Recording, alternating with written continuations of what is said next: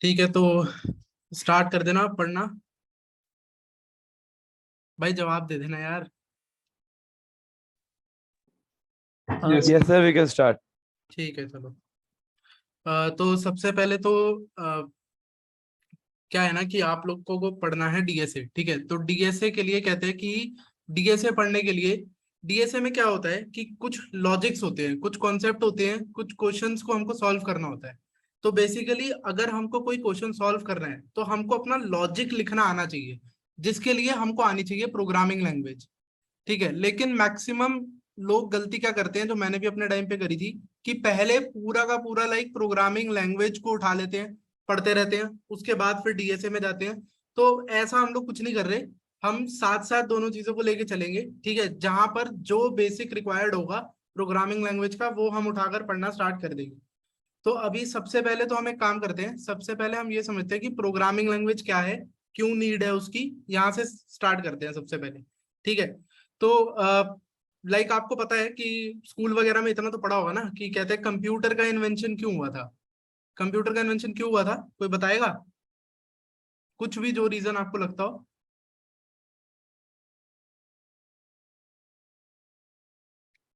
So computations के लिए, compute करने के लिए चीजें, हाँ मतलब, mathematical computations and all.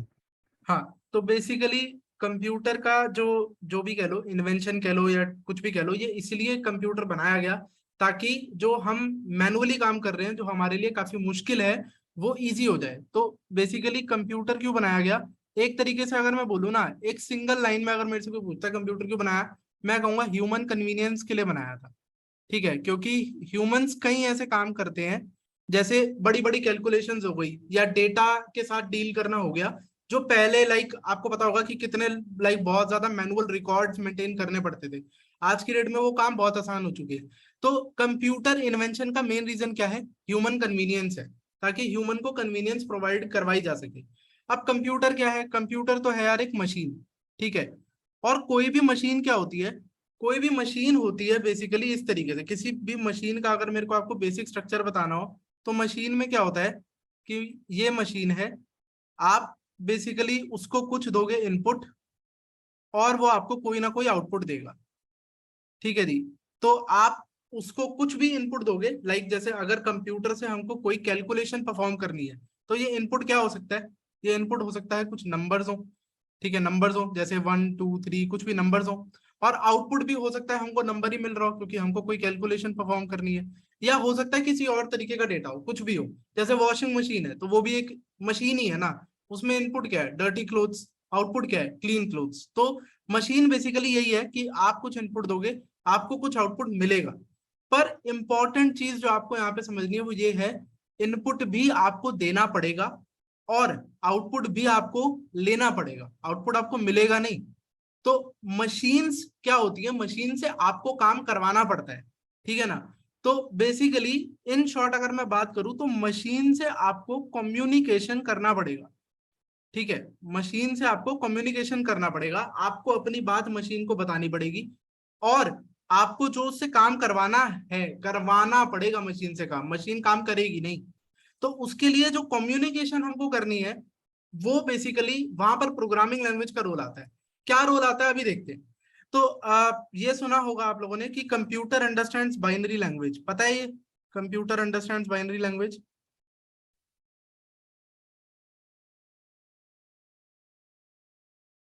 पता है ना?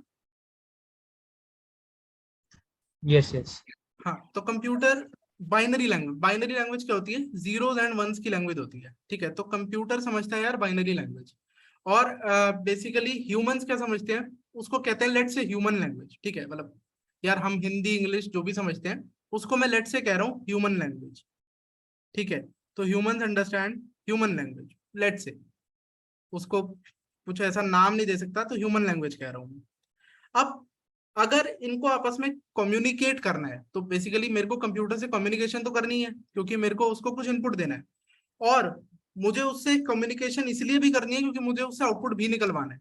तो अगर मेरे को कंप्यूटर से करनी है कम्युनिकेशन, तो क्या करा जाए भाई, मैंने आपको बोला मेन रीजन कंप्यूटर बनाने का था ह्यूमन कन्वीनियंस। तो अगर कंप्यूटर से आपको कम्युनिकेशन करना है तो आप कंप्यूटर को अपनी लैंग्वेज सिखा दो। हिंदी इंग्लिश जो भी आप बोल रहे हो वो सिखा दो। तो क्या ये चीज पॉसिबल है? आंसर है भाई पॉसिबल नहीं है। क्यों नहीं है? क्योंकि ह्यूमन लैंग्वेजेस ना कॉम्प्लेक्स होती है, इनमें होती है इंस्ट्रक्शंस प्लस इमोशंस। ठीक है, तो कंप्यूटर को इंस्ट्रक्शंस तो समझ में आती है, इमोशन नहीं समझ में आता।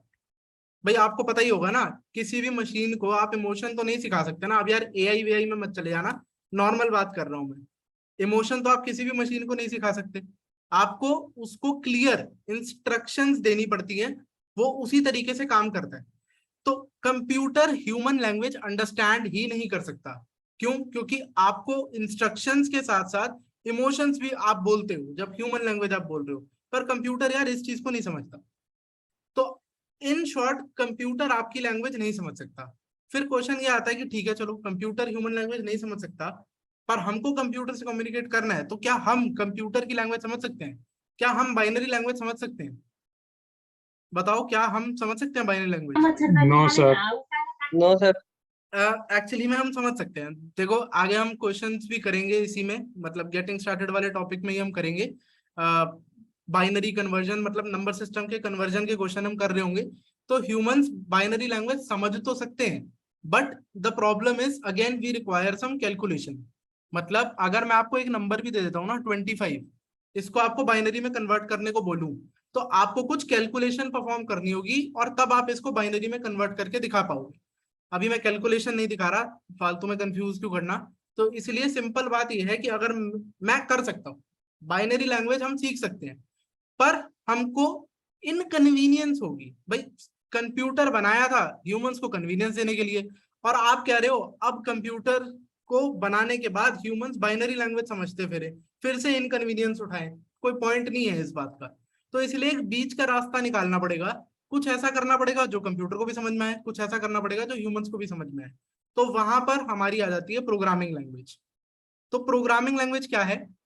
प्रोग्रामिंग लैंग्वेज बेसिकली कुछ इस तरीके की एक मीडियम प्रोवाइड करता है जिससे हम कंप्यूटर को अपनी भाषा समझा सकते हैं। वो भाषा कंप्यूटर को भी समझ में आती है और वो हमको भी, मतलब हमारे लिए भी वो समझना कन्वीनियंट होता है काफी। ठीक है, तो मतलब अगर मेरे को आपको थोड़ा डायग्रामेटिकली टाइप कुछ दिखाना हो इसमें कि क्या सीन है, तो होता कुछ ऐसा है कि basically this is a computer. ठीक है, तो कंप्यूटर को जो हम हैं प्रोग्रामर हैं, या चलो ह्यूमंस कह लो, प्रोग्रामर कह लो, कुछ भी कह लो, हम जो इनपुट देंगे वो क्या होगा? वो होगा वो प्रोग्रामिंग लैंग्वेज।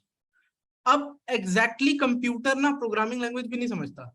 कंप्यूटर के अंदर एक प्रोग्राम होता है या सॉफ्टवेयर होता है, जो भी आप उसको कहना चाहो, जिसको हम कहते हैं कंपाइलर। तो कंपाइलर क्या करता है? कंपाइलर प्रोग्रामिंग लैंग्वेज को बाइनरी लैंग्वेज में कन्वर्ट करके कंप्यूटर को समझा देता है। तो कंप्यूटर का काम भी हो गया, उसको बाइनरी समझनी थी, कंपाइलर हमने एक बारी बना दिया, और उसने क्या करा? उसने हमारी जो प्रोग्रामिंग लैंग्वेज थी उसको बाइनरी में कन्वर्ट करके कंप्यूटर को समझा दिया। तो कंप्यूटर को बाइनरी समझनी थी, मेन बात ये थी कंप्यूटर बाइनरी के अलावा कुछ नहीं समझता था, हमने उसको वो समझा दिया।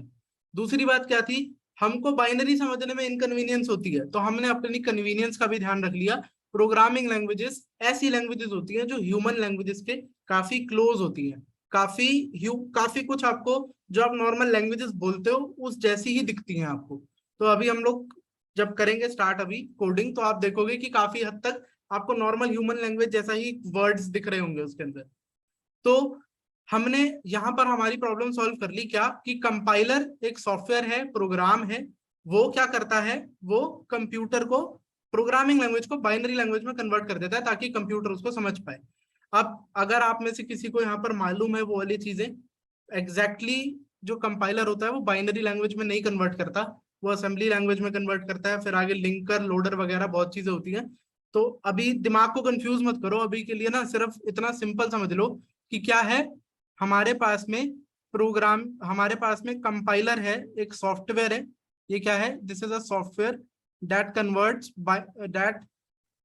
Converts programming language to binary language, programming language to binary language. बस अभी के लिए सिर्फ इतना समझ लो ताकि कंप्यूटर बाइनरी लैंग्वेज को समझ पाए। ठीक है, यहां तक कुछ पूछना है? No, sir. Yes. ठीक है, तो अब आगे बढ़ते हैं। नेक्स्ट अब आता है कि चलो हमको पता चल गया प्रोग्रामिंग लैंग्वेज का यूज क्या है। अब हम पढ़ेंगे प्रोग्रामिंग लैंग्वेज में बेसिकली सबसे बेसिक चीज जो मैंने आपको बताई, इनपुट आउटपुट। कि मशीन के साथ यार कोई भी मशीन हो, सबसे बेसिक टास्क आप क्या कर सकते हो उसके पास, आप उसको कुछ इनपुट दे सकते हो, आप उससे कुछ आउटपुट निकलवा सकते हो। तो पहले यार हम आउटपुट वाले पार्ट पे फोकस करेंगे, क्योंकि इनपुट वाले पार्ट के लिए हमको काफी चीजें आनी चाहिए जो अभी हम पढ़ेंगे ऑब्वियसली। पर पहले हम फोकस करते हैं आउटपुट वाले पार्ट पे। ठीक है, तो यार यहाँ पे मैंने बोला था लीड कोड वगैरह पे अपनी प्रोफाइल बना लेना, बना ली थी सबने? लीड कोड खोल लो बेसिकली अपना।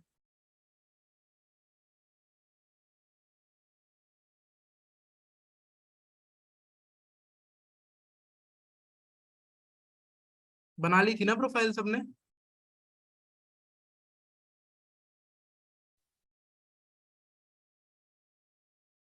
Yes, sir. ठीक है, तो बेसिकली यहाँ पर अ, खोल लिया ना सबने इतना? Yes, sir.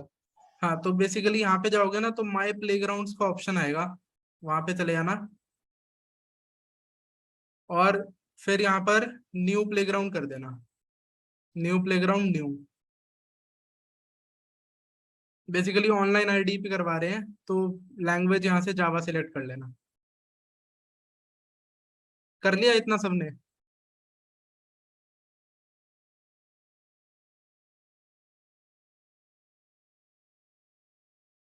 इतना जब पहुंच जाओ यार सारे बता देना एक बारी। Once more. दोबारा बता दूं? एक मिनट रुको, दोबारा बता देता हूँ। तो बेसिकली अपनी प्रोफाइल पे क्लिक करोगे, यहाँ पे माई प्लेग्राउंड आएगा। इतना खोल लिया सबने?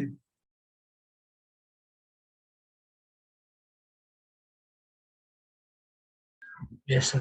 हाँ, तो इसके बाद बस न्यू प्लेग्राउंड पे क्लिक कर देना। यहाँ पर आ रहा होगा न्यू प्लेग्राउंड, आपका मतलब ब्लैंक आ रहा होगा, यहाँ पे ये सब कुछ नहीं आ रहा होगा, ये मेरे पहले के बने हुए हैं। और यहाँ से फिर न्यू कर देना।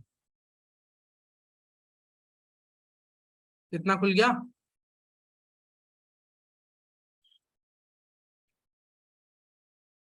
इतना खुल जाए तो जावा सिलेक्ट कर लेना लैंग्वेज। और यार मेरे पीछे से कुछ डिस्टरबेंस वगैरह तो नहीं आ रही ना? No, voice? sir. ठीक है, इतना खुल गया सबका? स्टार्ट करें अब? Yes, sir. हाँ, sir. Yes, ठीक है, sir. तो ये जो आपके सामने खुला हुआ है ना, ये है बेसिकली जावा का एक तरीके से टेम्पलेट, बॉयलर प्लेट, जो भी कहना चाहो। इतना कोड बेसिकली आपको लिखा हुआ मिलता है जावा में। जब भी आप कोई भी प्लेटफॉर्म खोलोगे ये लिखा हुआ मिलेगा। तो एक एक करके बात करते हैं। पहले तो यार ये जो लाइन लिखी हुई है ना, ये मिटा दो आप लोग भी। मैं भी इसको इरेज कर रहा हूँ, ये इरेज कर दो यहाँ से। ठीक है, तो अब स्टार्ट करते हैं। तो सबसे पहले तो यार आपको दिख रहा होगा कि दो फॉरवर्ड स्लैश लगाकर कुछ कुछ कुछ कुछ लिखा हुआ है इन्होंने। तो ये जो दो फॉरवर्ड स्लैश लगा के लिखते हैं ना, इसको हम कहते हैं कमेंट्स। ठीक है, तो मैं एक बारी एक काम करता हूँ, इसको ले जाता हूँ बोर्ड पे और वहां बताता हूँ।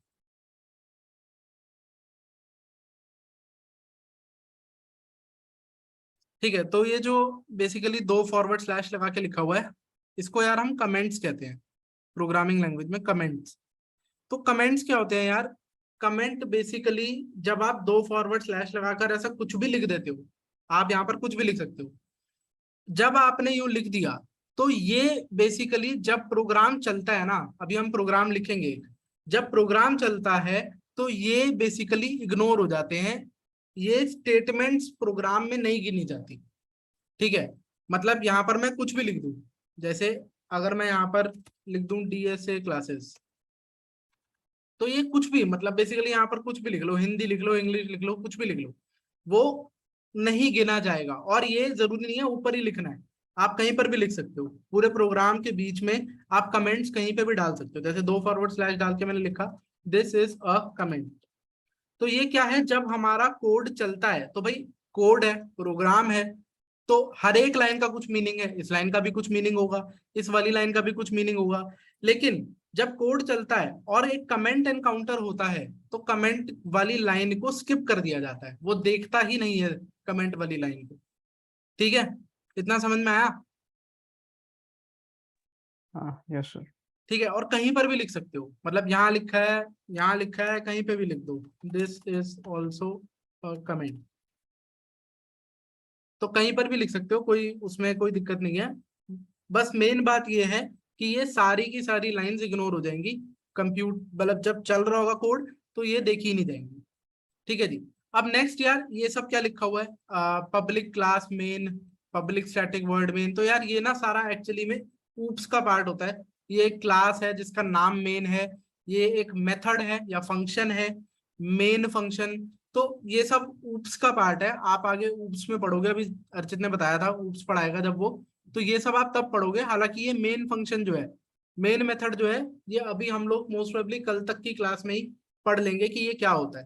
ठीक है, तो अभी हमने फंक्शंस वगैरह कुछ भी नहीं पढ़ रखा, अभी तो हम स्टार्ट ही करने जा रहे हैं, इसलिए अभी ये सब आपके लिए एब्स्ट्रैक्ट है।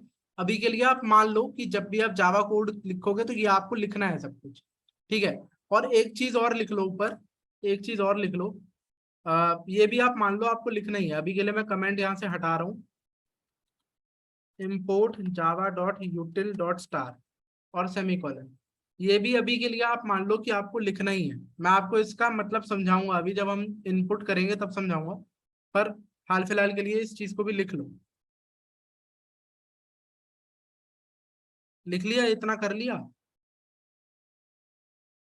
ज्यादा यार अगर फास्ट जा रहा हूँ या स्लो जा रहा हूँ तो बता देना, ज्यादा फास्ट तो नहीं लग रहा ना? No sir.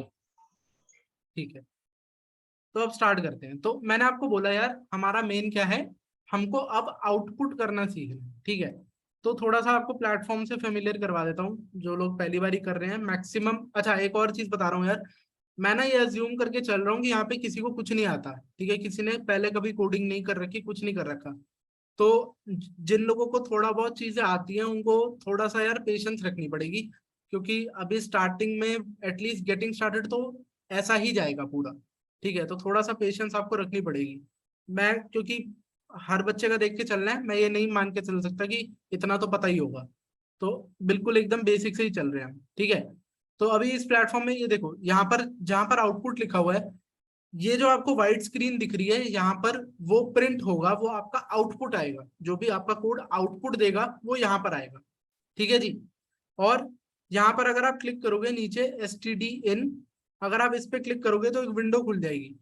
इस विंडो में आप अपना इनपुट देते हो, जो भी आपको प्रोग्राम में इनपुट देना है। अभी दोबारा बता देता हूँ, अभी हमने जस्ट बात करी कि एक मशीन में सबसे बेसिक चीज है क्या, कि कुछ आप इनपुट दोगे और वो आपको कुछ आउटपुट देगी। ठीक है, तो ये वही है बस, कि आपके इनपुट देने के लिए जगह दे रखी है, यहाँ पर आप कुछ भी इनपुट दोगे बाद में, अभी नहीं, अभी हमने इनपुट सीखा नहीं है, और यहाँ पर आपका आउटपुट आएगा। तो अब मैं सबसे पहले जो लिखते हैं हेलो वर्ल्ड प्रोग्राम जिसको कहते हैं, वो प्रोग्राम करवा रहा हूँ। तो जैसा मैं लिख रहा हूँ एज इट इज वैसा लिख लो। अभी पहले system.out.print और डबल कोट्स के अंदर लिख लो जो भी लिखना है, अपना नाम लिख लो, लेट से अपना अपना नाम लिख लो। मैं यहाँ पे लिखता हूँ DSA क्लासेस।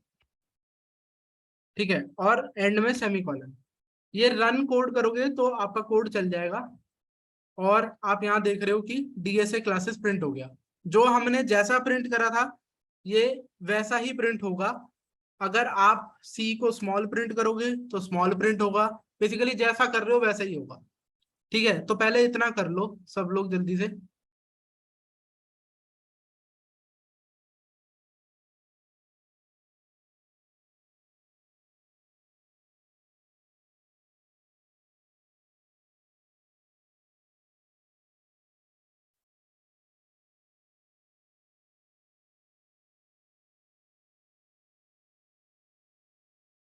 इतना हो गया सबका?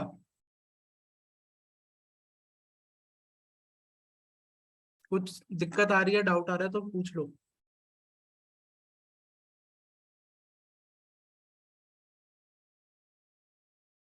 और हो गया तो बता दो यार एक बारी, हो गया? आगे बढ़ूं? यस सर, यस सर, हो यस गया। सर। ठीक है, ठीक है। तो अब यार यहाँ पर समझते हैं ये है क्या बेसिकली। तो अगर आपको स्क्रीन पर कुछ भी प्रिंट करवाना हो उसके लिए यार ये यूज होता है, ये स्टेटमेंट यूज होती है। अब यहाँ पर फिर से अगर मैं बोलूं, यहाँ पर हर एक वर्ड का एक मतलब तो है। जैसे ये सिस्टम एक क्लास है, फिर आउट एक तरीके से डेटा मेंबर है, फिर प्रिंट एक फंक्शन है। पर ये सब चीजें दोबारा कह रहा हूं अभी क्योंकि हमने नहीं पढ़ा हुआ है, तो मैं बताकर आपको कंफ्यूज नहीं करना चाह रहा। इनिशियली थोड़ा सा आपको लग सकता है कि रट रहे हैं, पर अभी के लिए मैं कहूंगा ये स्टेटमेंट रट लो। ये ऐसे ही प्रिंट करते हैं हम स्क्रीन पे। बट इंपॉर्टेंट चीज क्या है कि ये जो डबल कोट्स के अंदर लिखा हुआ है, यहाँ पर आप कुछ भी प्रिंट कर सकते हो जो आप चाहो। जैसे अभी के लिए अगर मैं अपना नाम प्रिंट करवा के दिखा दूं तो मेरा नाम प्रिंट हो जाएगा यहाँ पे जब रन कोड करूंगा, ठीक है। और सेमी कॉलन लोग से, नहीं यार, ये देखो। हाँ सॉरी, कोई कुछ कह रहा है? लोग सही है वहां पे भाई। दीदी के घर वाईफाई लग गया भाई, जियो फाइबर। सर ये किसी का माइक ऑन रह गया, आप हाँ एक मिनट में म्यूट कर देता हूँ। म्यूट, ठीक है, कर दिया मैंने म्यूट। ओके, तो डबल कोट्स के अंदर हम जो भी लिखेंगे वो बेसिकली प्रिंट हो जाएगा, ठीक है। सेमी कॉलन क्या है? जैसे यार इंग्लिश लिखते हो आप, इंग्लिश में क्या होता है ना, जब आप इंग्लिश में कुछ भी स्टेटमेंट लिखते हो तो इंग्लिश में जब आपकी स्टेटमेंट कंप्लीट हो जाती है तो आप फुल स्टॉप डालते हो कि ये सेंटेंस खत्म हो गया। प्रोग्रामिंग में एक तरीके से समझ सकते हो इक्विवेलेंट होता है सेमी कॉलन। जब हमारी कोई स्टेटमेंट खत्म हो जाती है तो हम उसके आगे सेमी कॉलन लगा देते हैं। अब यार वही बात है, ये हर स्टेटमेंट के आगे नहीं लगाना, किसके आगे लगाना है किसके आगे नहीं लगाना वो मैं बता दूंगा। इनिशियली सिंटैक्स में ऐसे ही होता है, कर करके ही समझ में आता है। तो जितना ज्यादा कोड करेंगे उतना ज्यादा आप फेमिलियर होते जाओगे इन चीजों से, ठीक है। तो यहाँ पर कुछ और प्रिंट करवा के एक बार आप लोग देख लो, फिर एक चीज मैंने बतानी है उस पर चलते हैं। कुछ भी प्रिंट करवा के देख लो। और मैं तब तक आगे का करवा रहा हूँ जो लिखना है मैंने।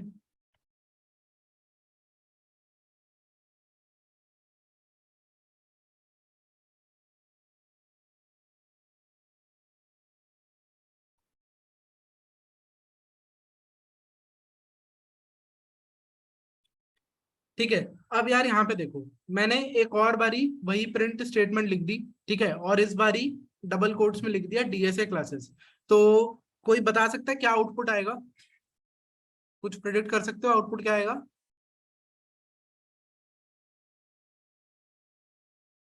क्या प्रिंट होगा यहाँ पे? सर जो आपने लिखा है दोनों चीजें एक साथ प्रिंट होंगी। प्रिंट एल एन नहीं है तो नेक्स्ट लाइन में नहीं जाएगा। हाँ ठीक है, तो वही बात है। पहले हम कोड रन करते हैं। अगर जिन लोगों को बिल्कुल नहीं पता ध्यान से देखना, यहाँ पे हमने पहले अपना नाम प्रिंट करवाया, मैंने वो प्रिंट हो गया, ठीक है। उसके बाद मैंने डीएसए क्लासेस प्रिंट करवाया, तो बिल्कुल एकदम जुड़ा हुआ यहाँ पे डीएसए क्लासेस प्रिंट हो गया। स्पेस का भी गैप नहीं आया। क्यों नहीं आया? क्योंकि मैंने स्पेस कहीं दी नहीं है, ठीक है। मैंने आपको क्या बोला, कंप्यूटर या कोई भी मशीन एक डम मशीन है, उसको आप जो बोलोगे वो एज इट इज वही करेगा। अभी आपने यहाँ पर बोला यार प्रिंट कर दो नाम, उसने नाम प्रिंट कर दिया। आपने बोला प्रिंट कर दो डीएसए क्लासेस, उसने डीएसए क्लासेस प्रिंट कर दिया। आपने कहीं पर स्पेस नहीं दी तो उसने भी कहीं पर स्पेस नहीं दी, उसने एकदम जोड़ जोड़ कर इसको प्रिंट कर दिया। तो अगर हमको स्पेस देनी होगी तो हम खुद से स्पेस देंगे तो ही स्पेस प्रिंट होगी। तो एक मिनट में यहाँ पे दिखा देता हूँ, एक मिनट रुको। तो ये कोड है और उसका ये आउटपुट आया है, ठीक है जी। अब अगर मैं चाहता था कि यार इन दोनों के बीच में स्पेस आए, तो मैं स्पेस कहाँ दूं? क्या मैं इसके स्टार्टिंग में दे दूं? एक बारी दे के देख लेते हैं। इसके स्टार्टिंग में मैंने स्पेस दी और आप यहाँ पे देख रहे हो स्पेस आ गई, ठीक है जी। अच्छा, तो मतलब स्पेस देने का एक तरीका तो ये है कि जो नेक्स्ट लाइन में स्टार्टिंग में मैं स्पेस दे दूंगा तो स्पेस आ जाएगी। तो इस कोड का ये आउटपुट है। स्पेस देने का एक तरीका और भी है, आप यहाँ पर स्पेस ना देके आप यहाँ पर स्पेस दे देते तो भी क्या होता, तो भी सेम आउटपुट आता। इस बारी फिर से वही हो गया, दोनों वर्ड्स के बीच में स्पेस आ गई। स्पेस भी आप वन स्पेस दोगे वन स्पेस आएगी, टू टाइम्स दोगे टू टाइम्स आएगी, जितनी बारी दोगे उतनी बारी आएगी। इन शॉर्ट, अब मैं बार बार ताकि रिपीट ना करूं अपनी बात को, आपको ज्यादा ये ना लगे रिपीट ही करे जा रहा हूं, जो आप करोगे एग्जैक्टली वही चीज होने वाली है, ठीक है। अच्छा अब यार ये स्पेस आ कैसे रही है उसका लॉजिक समझा देता हूं मैं। जो ये फंक्शन है ना system dot out dot print, system dot out dot print, और उसके अंदर आपने डबल कोट्स में लेट से आपने पहले ये नाम लिखा हुआ था, बस इतना ही लिख देता हूँ अभी। अपना नहीं लिखता यार, अपना लिखना अच्छा नहीं लगता, कुछ भी लिख देते हैं, रोहन लिख देते हैं लेट से। ठीक है, तो यहाँ पर देखो क्या होगा। आपको ये पता है कि कुछ भी अगर आपने एमएस वर्ड में कभी काम करा हो, व्हाट्सएप पे मैसेज भेजते हो, क्या होता है, एक कर्सर आ रहा होता है ना। क्या होता है, जो भी आप टाइप करते हो वो उस कर्सर की एग्जैक्ट पोजीशन पर आ जाता है। जैसे अगर मैं आर यहाँ पे टाइप करूंगा तो क्या होगा, यहाँ पर जो कर्सर है उसकी पोजीशन पर, जो कर्सर है उसकी पोजीशन पर बेसिकली आर आ जाएगा और कर्सर एक पोजीशन आगे मूव कर जाएगा। यही होता है या नहीं होता? एज इट इज ऐसे ही हो रहा होता है ना, जहां जहां कर्सर होता है क्या वहीं प्रिंटिंग होती है स्क्रीन पे? हाँ ना तो बोल दो। Yes sir. Yes sir. ठीक है, तो यहाँ पर क्या हो रहा है, जहां पर मैंने लेट से रोहन लिखा तो रोहन लिखते ही कर्सर यार यहाँ पे रुक जाता है। अब आपने डीएसए क्लासेस लिखा है इसके बाद, तो जहां पर कर्सर है वहीं से प्रिंटिंग आगे स्टार्ट होने लग जाती है। तो कर्सर का लॉजिक है सारा, कर्सर कहाँ पर प्लेस है, अगर ये समझ में आता है तो आप समझ गए हो कि कहाँ स्पेस देनी है कहाँ नहीं देनी। अच्छा जी, अब एक फंक्शन तो ये था प्रिंट, एक फंक्शन होता है प्रिंट एलएन। प्रिंट एलएन क्या करता है कि आप यहाँ पे देख सकते हो आउटपुट नेक्स्ट लाइन में आ गया। तो प्रिंट एलएन क्या करता है, प्रिंट एलएन ये करता है कि जो ये कर्सर जैसे प्रिंट करने के बाद यहाँ पे रुक गया है, ये इस कर्सर को कहता है कि यार तुम नेक्स्ट लाइन पे चले जाओ। तो क्या होगा, जैसे ही प्रिंट हुआ कर्सर यहाँ पे था, कर्सर उठ के नेक्स्ट लाइन पे चला जाएगा। ठीक है जी, तो ये प्रिंट एलएन है। तो अगर आपको चाहिए कि अब सेम लाइन में ना आए, नेक्स्ट लाइन से प्रिंट हो, इसके आगे से जो भी प्रिंट करना है, तो आप प्रिंट एलएन का यूज कर सकते हो। तो प्रिंट वर्सेस प्रिंट एलएन दोनों में फर्क समझ में आ गया?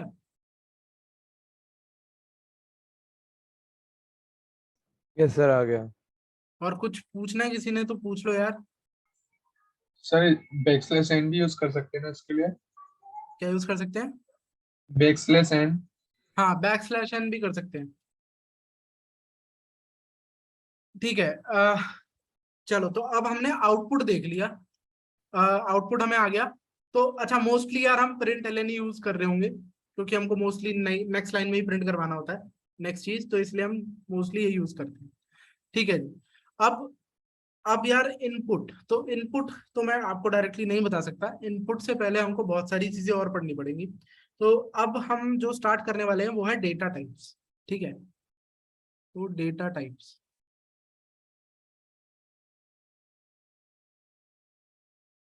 तो जैसा मैंने बताया यार हमको क्या करना है, हमको ना कुछ ऑपरेशंस परफॉर्म करने होते हैं, कुछ कैलकुलेशंस करनी होती है, कुछ कुछ मतलब वर्क करना है बेसिकली, है ना। कंप्यूटर में यार किसके साथ काम होता है, डेटा के साथ ही काम होता है। ये तो बात पता ही है आपको, कुछ भी काम करोगे तो डेटा पर ही करोगे ना किसी डेटा पर ही काम कर रहे होगे। तो डेटा तो आना ही था, कहीं ना कहीं डेटा आना ही था। अब ये डेटा टाइप क्या होता है, डेटा किस तरीके का है, वो डेटा टाइप डिटरमाइन करता है। तो अभी ना एक एनालॉजी लेते हैं, बड़ी सिंपल सी एनालॉजी है। मैं आपको बेसिकली कहता हूँ मेरे पास ना तीन कंटेनर है, तीन कंटेनर है। कंटेनर इन द सेंस मतलब जो किसी चीज को कंटेन कर रहा है उसको कंटेनर कह रहा हूँ, एग्जैक्टली कंटेनर मत समझना। तो एक कंटेनर क्या है, एक कंटेनर है अलमीरा, अलमारी जो होती है, एक वो है। ठीक है, और एक कंटेनर मेरे पास में है ड्रॉर, और एक कंटेनर है फ्रिज। ठीक है, और मेरे पास में कुछ आइटम है। ठीक है, तो लेट से एक एक आइटम मेरे पास है क्लॉथ, क्लॉथ या क्लोथ्स, मतलब प्लूरल भी ले लो जो भी लेना है। और कुछ मेरे पास में फूड आइटम्स है, फूड आइटम्स है। और एक लेट से मेरे पास कोई स्टेशनरी की आइटम है, लेट से कोई पेन पेंसिल कुछ ऐसी आइटम। तो अब थोड़ा सा यार कॉमन सेंस है, कॉमन सेंस क्या कह रही है कि क्या मैं क्लोथ को उठा के ड्रॉर में डाल दूं, क्या ये करना चाहिए, या फ्रिज में डाल दूं कपड़े? No sir. तो ऑब्वियस भाई कॉमन सेंस क्या कह रही है कि कपड़े उठाकर अलमीरा में डाल दो, ड्रॉर में आप स्टेशनरी आइटम डाल दो, और फ्रिज के अंदर आप खाने की चीजें डाल दो। इन शॉर्ट कॉमन सेंस ये कह रही है कि आइटम का डिपेंडेंस है कंटेनर के टाइप पे, कि किस तरीके की आइटम कंटेनर अपने अंदर डाल सकता है, उस पर डिपेंड कर रहा है कि आइटम कहाँ जाएगी। ठीक है, तो ये हो गया टाइप ऑफ कंटेनर बेसिकली, कि टाइप ऑफ कंटेनर बड़ा मैटर करता है। एक और चीज मैटर करती है, साइज। कैसे? Size of container. ठीक है, कैसे? मान लो मेरे पास में स्केल है, ठीक है, अब स्केल मेरे पास में है 30 सेंटीमीटर वाला, 30 सेंटीमीटर वाला जो स्केल आता है वो स्केल है मेरे पास में, और मेरे पास में एक ड्रॉर है जिसकी जो लेंथ है यार वो तो सिर्फ 20 सेंटीमीटर की है। तो क्या ये स्केल इसके अंदर आ जाएगा? ये भी 20 सेंटीमीटर, यूं भी 20 सेंटीमीटर, हर जगह से 20 सेंटीमीटर है। क्या ये स्केल इस ड्रॉर के अंदर आ जाएगा? No sir. नहीं आएगा। होगा क्या, अगर मैं डालने की कोशिश करूंगा तो क्या होगा? स्केल टूट जाएगा। यानी आपका जो आइटम है, जिसको मैं डेटा कह रहा हूं अभी के लिए, डेटा लॉस हो जाएगा, आइटम का लॉस हो जाएगा। ये बहुत इंपॉर्टेंट चीज है, अभी बाद में आएगी ये।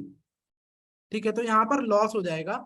ठीक है, तो यहाँ पर अगर मैं लिखना चाहूं, if we try to put item in small size container, small size container, there is a loss. ठीक है, तो डेटा के साथ भी यार कुछ ऐसा ही है। तो हमारे पास में जो डेटा है जावा में, वो 8 डेटा टाइप्स में डिवाइडेड होता है। तो अब मैं आपको डेटा टाइप बता रहा हूं, byte, short, int, long, float, double, char और बूलियन। ठीक है, तो ये 8 डेटा टाइप्स होते हैं जावा के अंदर। अब इनका साइज बता रहा हूं, बाइट, नाम से ही पता चल रहा है साइज इज 1 बाइट, तो साइज इन बाइट्स बता रहा हूं, यहाँ पे लिख देता हूँ, 1 मिनट दो मेरे को।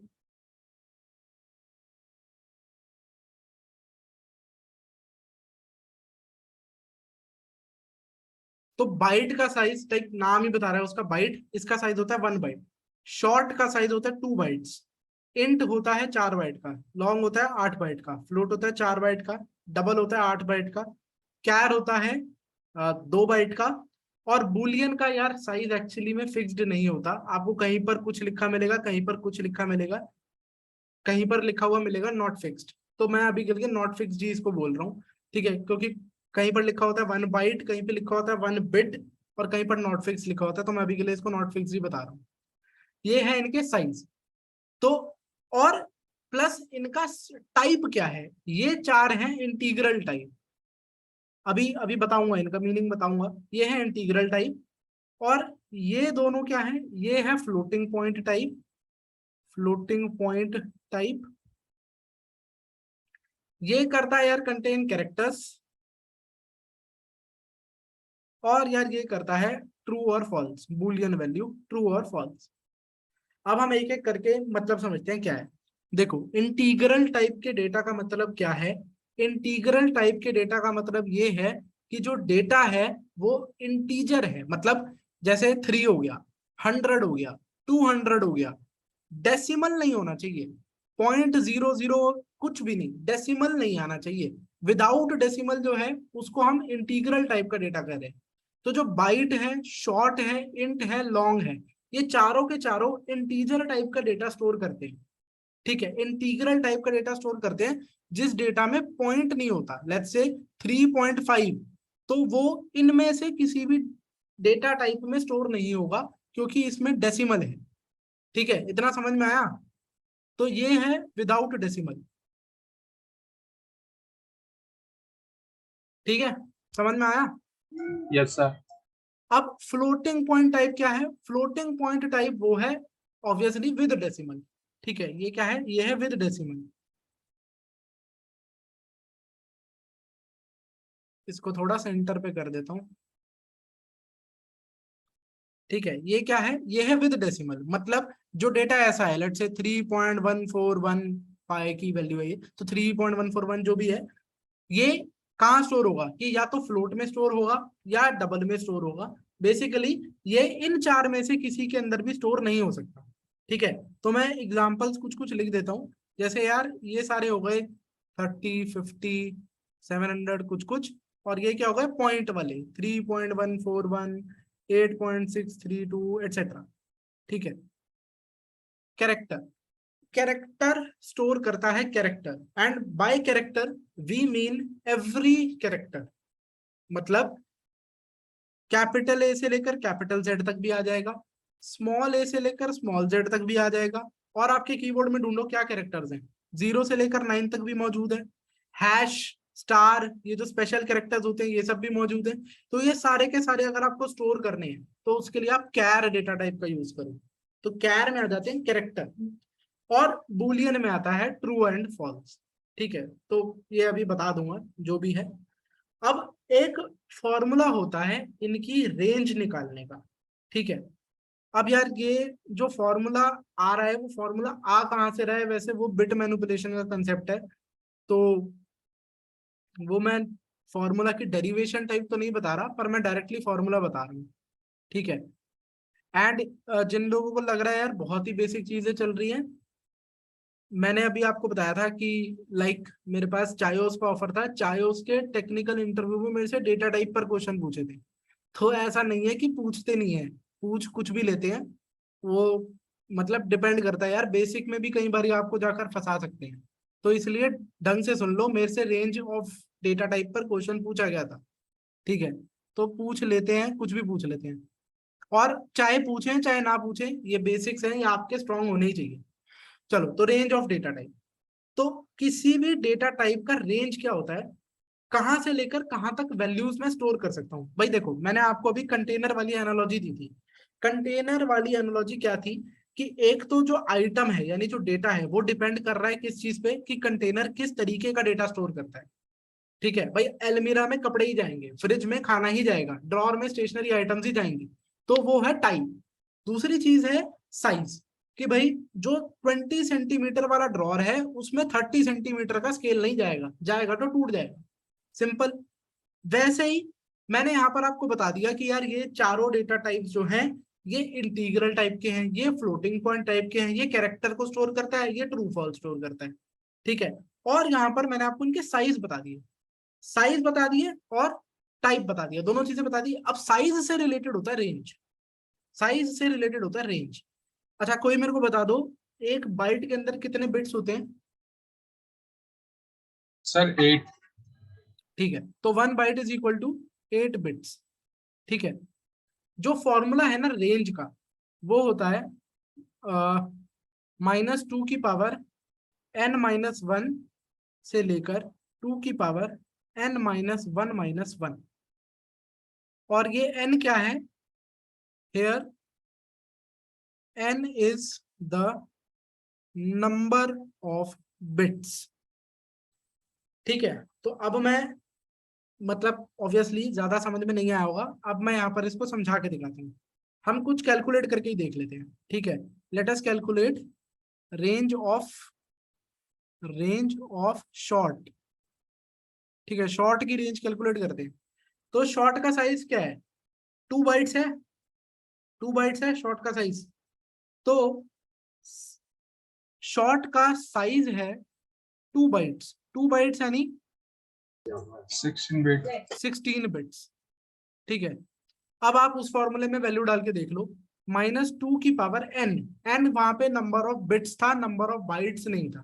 ठीक है, तो ये इंपॉर्टेंट चीज है, यहाँ पर लिख रखा है मैंने बिट्स, इसको कैलकुलेशन में कई बार लोग बाइट कर देते हैं, तो ये याद रखना ये बिट है। -2 n-1 विच इज -2 16 -1 से लेकर 2 16 -1 तक। तो भाई जो भी कैलकुलेटर वगैरह कोई खोल के बैठा है, फोन लेके बैठा है साथ में, तो कर दो कैलकुलेट। 2 की पावर 15 का आंसर क्या होता है? सर 3276। ठीक है, तो -3276, ये 2 की पावर 15 का है ना? सर टोटल है -32768। रुको यार, 1 मिनट रुको।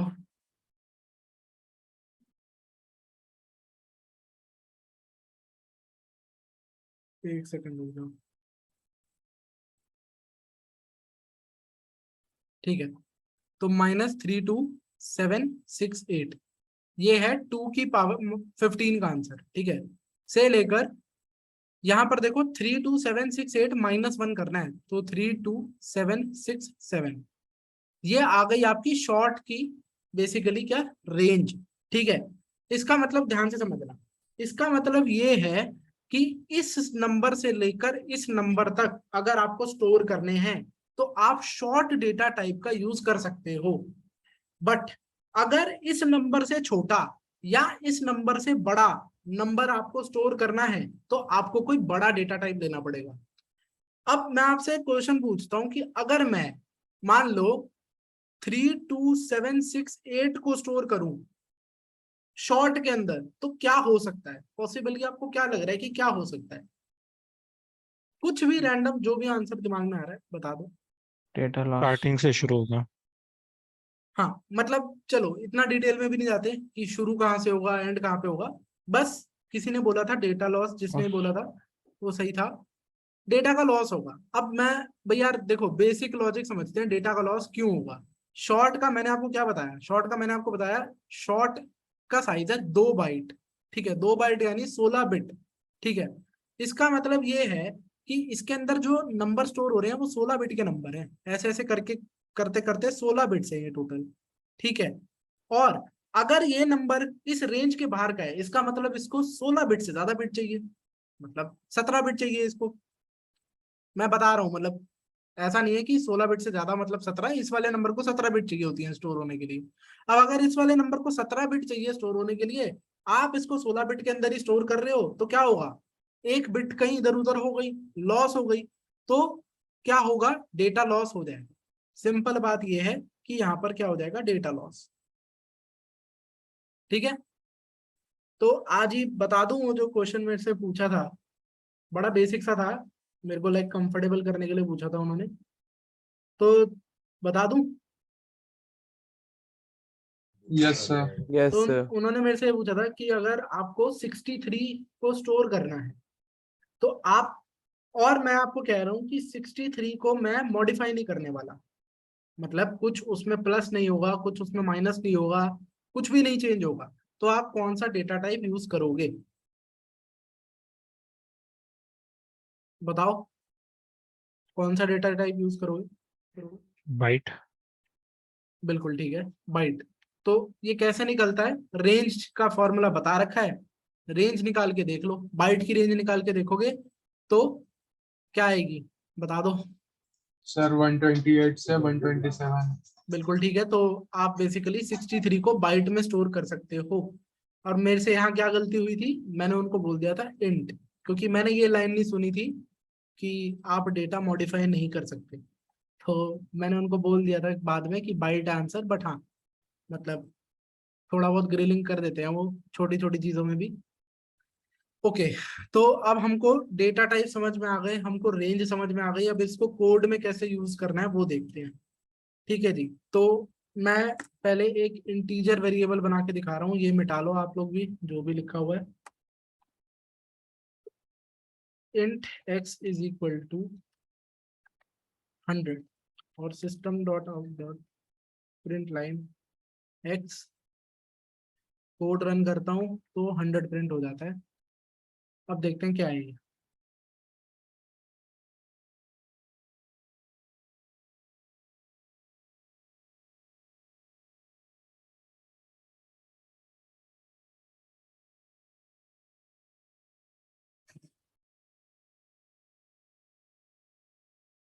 ठीक है जी, तो मैं यहाँ पर थोड़ा सा लिख के दिखा रहा हूँ, int x is equal to 100, ठीक है। तो ये जो int लिखा है ये है डेटा टाइप, ये तो पता ही है, ये अभी हमने देखा ही है।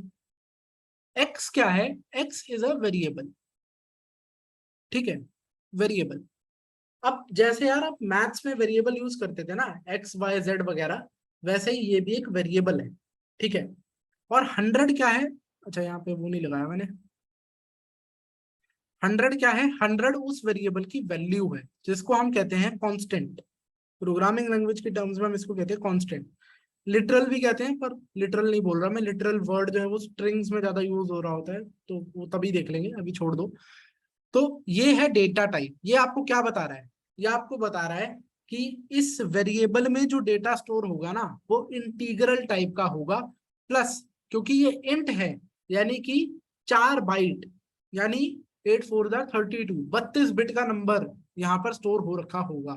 ठीक है, तो जो आपको यहाँ पर 100 दिख रहा है वो एक तो बाइनरी फॉर्मेट में स्टोर होगा क्योंकि कंप्यूटर में तो सब कुछ बाइनरी में होता है, प्लस वो 32 बिट्स में स्टोर होगा। इतना समझ में आया? मतलब 100 को अगर आप बाइनरी में कन्वर्ट करोगे हो सकता है आपकी 32 बिट तो नहीं आएंगी, वो तो पक्का ही है, तो आगे जीरोस लगे होंगे प्लस जो भी 100 की बाइनरी रिप्रेजेंटेशन होगी वो होगी। और टोटल कितनी बिट्स होंगी? टोटल होंगी 32। ये समझ में आई चीज जो मैंने बोली?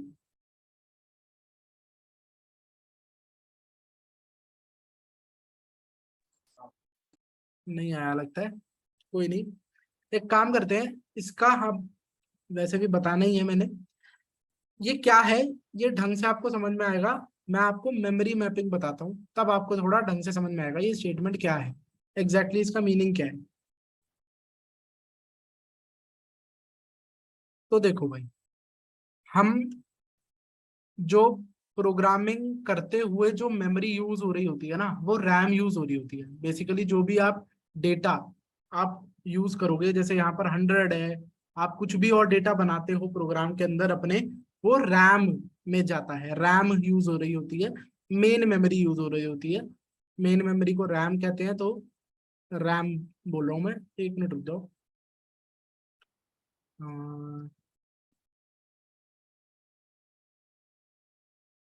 तो ये है एक तरीके से हमारी मेन मेमोरी। ठीक है, ये है मेन मेमोरी। और मेमोरी कैसी होती है ना यार, मेमोरी के अंदर ना स्लॉट्स होते हैं बहुत सारे। ठीक है, मतलब ऐसे तो होती नहीं मेमोरी रैंडमली कुछ भी कहीं पे भी क्रिएट हो जाएगा। मेमोरी के अंदर क्या होता है, बहुत सारे स्लॉट्स बने होते हैं। तो जैसे मान लो ये काफी सारे स्लॉट बने होते हैं। अब भाई मेमोरी टू मेमोरी डिपेंड करता है कि जैसे ये एक ब्लॉक ऑफ मेमोरी है, ठीक है, ये क्या है, ये 1 ब्लॉक। तो 1 ब्लॉक कितने साइज का है? भाई एक ब्लॉक मेमोरी हो सकता है 1 बाइट साइज की हो सकता है 8 बाइट साइज की हो, कितने भी बाइट की साइज की एक ब्लॉक हो, वो मेमोरी टू मेमोरी डिपेंड करता है। अभी के लिए मैं कह रहा हूं 1 block is equal to 1 byte. Imagine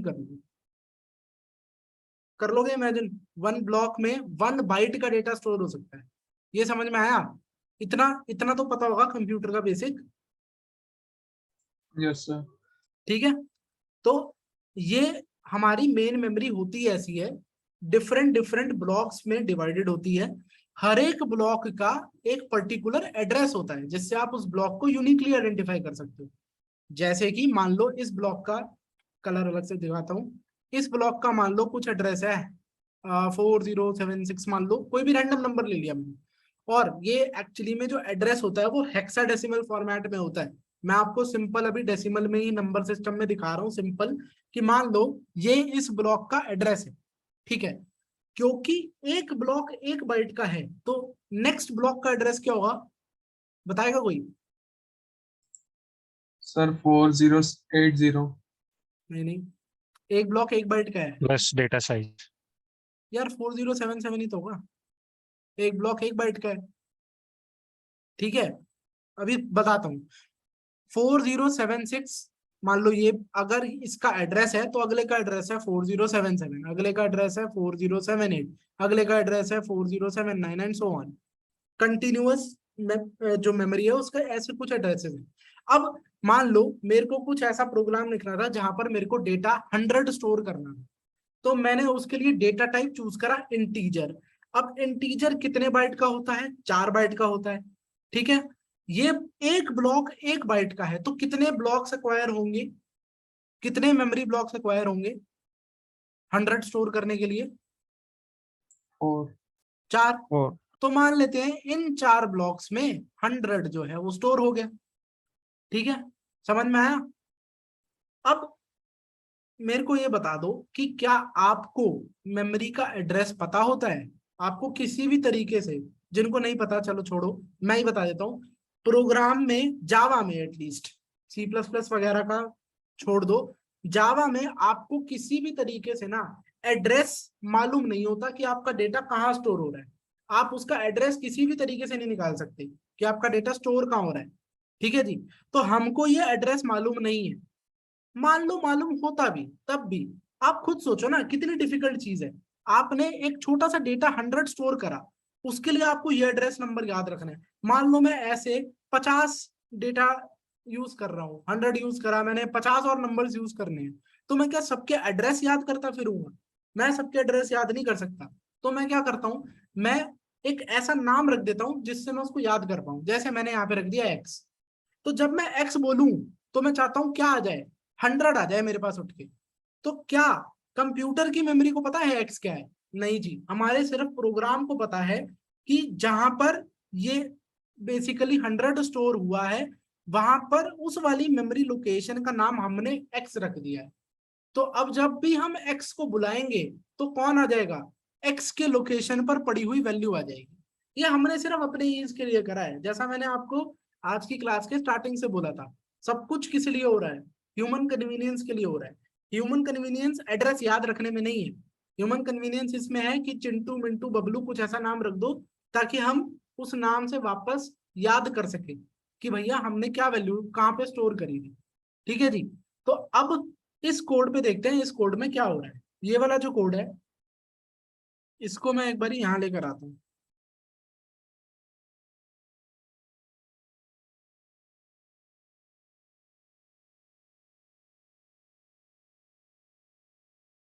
ठीक है, अब हम देखते हैं कि इसमें एक्चुअली में हो क्या रहा है।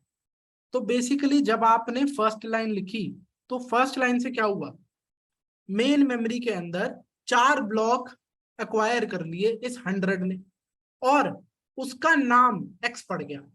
जहां से स्टोर होना चालू हुआ था वहां का नाम एक तरीके से एक्स पड़ गया। जब मैंने करा system dot out dot print line, आपको पता है ये क्या करता है, ये प्रिंट करता है। अंदर लिखा हुआ था एक्स, तो एक्स क्या, जब एक्स लिखूंगा तो क्या आएगा, एक्स लोकेशन पर पड़ी हुई वैल्यू आ जाएगी, इसलिए 100 प्रिंट हो गया। क्या ये समझ में आया? अभी इसमें कुछ भी डाउट है तो बताओ।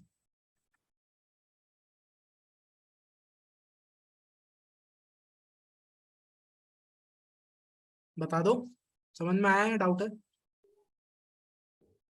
सर कोई डाउट नहीं है। ठीक है, तो अब इतना समझ में आ गया। तो ऐसा ही हर एक डेटा टाइप के साथ हो रहा होगा। अगर मैं यहाँ पे लिखता हूँ character C H is equal to A, और मैं यहाँ पर सी एच को प्रिंट करवाता हूँ, तो क्या आना चाहिए, ए प्रिंट हो जाना चाहिए। ए प्रिंट हो गया 100 के बाद। क्यों प्रिंट हो गया, सेम चीज हो रही होगी, बस 4 बाइट की जगह कैरेक्टर का साइज क्योंकि 2 बाइट है तो वो 2 ब्लॉक्स को अक्वायर कर रहा होगा। और एक और चीज, ये कहां पर अक्वायर हो रही है मेमोरी, मतलब ऐसा है क्या कि सिर्फ पहले ब्लॉक पर ही अक्वायर होगी या दूसरे पर ही अक्वायर होगी, कहां पर जाकर, कहां से स्टार्ट होना, मतलब स्टोर होना स्टार्ट होगा डेटा, हमारा कुछ कंट्रोल नहीं है उस पर। जहां पर मेन मेमोरी को खाली जगह दिखेगी वहां पर वैल्यू अक्वायर हो जाएगी। तो इसीलिए कह रहा हूँ हमारा मेमोरी पर कोई कंट्रोल नहीं है, हमको नहीं पता किस एड्रेस पर स्टोर हो रहा है, कहाँ स्टोर हो रहा है, और हमको लेना देना भी नहीं है। हमको सिर्फ अपने काम से लेना देना है कि ये डेटा स्टोर करवाया था, ये स्टोर हो गया, और ये मैंने उसका नाम रखा है। तो इस जो नाम रखा है इसको कहते हैं वेरिएबल, ये है डेटा टाइप, और ये होता है कांस्टेंट। जो वैल्यू हम उस वेरिएबल को देते हैं उसको हम कांस्टेंट कहते हैं। ठीक है, इतना क्लियर है? Yes sir. ठीक है यार, ये मैंने लिख दिया है पहले कहीं, हाँ लिख दिया, यहाँ पे लिख दिया। और यार एक बारी, क्योंकि पहली क्लास है तो मैं थोड़ा पूछ ज्यादा रहा हूँ आप लोगों से, एक बारी बता दो नोट्स वगैरह जैसे लिख रहा हूँ ठीक है, या कुछ और कोई भी ओपिनियन अगर कोई ऐड करना चाहता हो कुछ,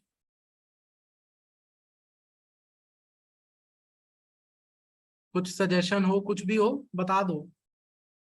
मैं बार बार कह रहा हूँ स्पीड का भी बता देना, अगर ज्यादा स्लो जा रहा हूँ ज्यादा फास्ट जा रहा हूँ, जो मर्जी हो बता देना। सर ठीक है, स्पीड और नोट्स भी ठीक है अभी के लिए तो। ठीक है जी। और जो नोट्स है ना वो आपको क्लास खत्म होते ही मिल जाया करेंगे। जो रिकॉर्डिंग है और कोड वगैरह जो मैं करूंगा वो नेक्स्ट डे दूंगा। अभी ना मैंने एक्चुअली गिटहब रिपोजिटरी नहीं बनाई है, कल गिटहब बना दूंगा, एक रेपो बना दूंगा आपके बैच के लिए, और ये जो भी कोड कर रहा हूँ मैं ये सारे उसके अंदर डाल के आपको कल सुबह तक मिल जाएगा, रिकॉर्डिंग भी सुबह मिलेगी। ठीक है, नोट्स उसी टाइम मिल जाया करेंगे। तो जिसको मतलब क्लास के इमीडिएट बाद भी अगर पढ़ना है तो नोट्स तो होंगे, और नोट्स में कोड सारे होते ही हैं, आगे भी रहेंगे, अभी हैं, आगे भी रहेंगे। ठीक है, ओके जी। तो अब हमको डेटा टाइप का तो पता चल गया कि क्या है डेटा टाइप, और ये सारी चीजें पता चल गई। मेमोरी मैपिंग मतलब ये भी समझ में आ गया कि मेमोरी के अंदर स्टोर कैसे हो रहा है डेटा। अब मेरे को क्या बताना है, अब मैं एक मिनट रुक जाओ। ठीक है, तो एक बारी सारे डेटा टाइप यार दिखाने की मेरे को नहीं लगता जरूरत है। ठीक है, मतलब वो तो बहुत ही फिर स्लो हो जाएगा, यही करते रह जाएंगे हम। तो डेटा टाइप कैसे यूज हो रहे हैं ये तो मैंने आपको बता दिया। अब हम चलते हैं बेसिकली ऑपरेटर्स पे। ठीक है, कि इन डेटा टाइप्स पर, इस डेटा पर, ये जो हमारा डेटा है इस पर अब हमको ऑपरेशंस परफॉर्म करने हैं। तो अब हम चलते हैं यार ऑपरेटर्स पर। ठीक है, तो ऑपरेटर्स पढ़ते हैं हम।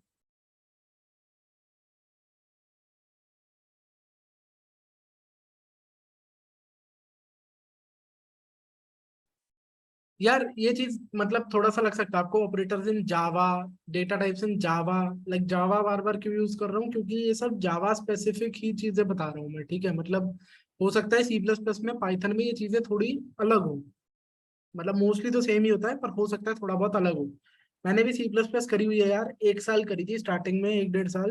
पर अब मेरे को काफी टाइम हो चुका है सी प्लस प्लस करे हुए। तो आपको कोर्स जिस भी प्रोग्रामिंग लैंग्वेज में फॉलो करना हो, you are free to do it.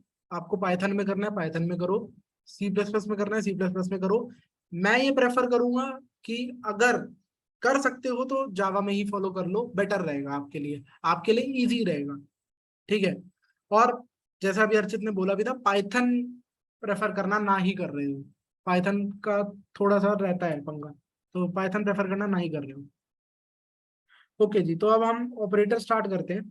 तो सबसे पहले एक ऑपरेटर आप ऑलरेडी देख चुके हो, कौन सा ऑपरेटर है, किसी को आइडिया? इस ये यही लिखा हुआ है, नाम पता है किसी डॉट को? Sir dot equal to. Assignment operator. हाँ, असाइनमेंट ऑपरेटर। तो एक ऑपरेटर आपने ऑलरेडी देख लिया है जो कि असाइनमेंट ऑपरेटर है। यार ये क्या हो रहा है? ठीक है, तो यहां पर हमने लिखा हुआ है int x is equal to 100। ये जो ऑपरेटर होता है इसको इक्वल्स टू नहीं बोलेंगे, इसको इक्वल्स टू नहीं बोलते, ये होता है असाइनमेंट ऑपरेटर। अब इसका नाम असाइनमेंट ऑपरेटर क्यों है? इसका नाम असाइनमेंट ऑपरेटर इसलिए क्योंकि ये वैल्यू असाइन करने के काम आता है। ठीक है, मैं बताता हूँ। ये आपकी जो ये ऑपरेटर है, ये इक्वेशन का LHS है, लेफ्ट हैंड साइड है, ये इसकी राइट हैंड साइड है। असाइनमेंट ऑपरेटर क्या करता है, RHS को LHS में असाइन करता है। यही होता है, एग्जैक्टली यही होता है। मतलब LHS को RHS में असाइन नहीं होता कभी भी, RHS gets assigned to LHS। ठीक है जी, तो मान लो अभी के लिए मैं दिखा देता हूं, मान लो एक और वेरिएबल बनाता हूं y is equal to x। तो क्या होगा इस वाली स्टेटमेंट से, अगर मैं x को प्रिंट करवाऊं और फिर मैं y को भी प्रिंट करवाऊं तो क्या होगा, बताओ आउटपुट क्या आएगा?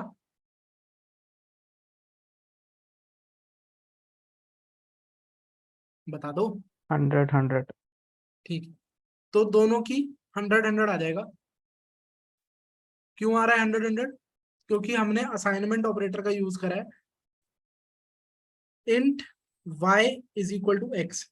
ठीक है, यहां पर क्या हो रहा है, मैंने आपको क्या बताया था भाई, अभी जस्ट पीछे बताया है, जहां पर भी x लिखा हुआ है, जहां पर भी मैंने वेरिएबल का नाम लिखा हुआ है, वहां पर वेरिएबल के नाम की जगह उसकी वैल्यू आ जाती है प्रोग्राम के अंदर।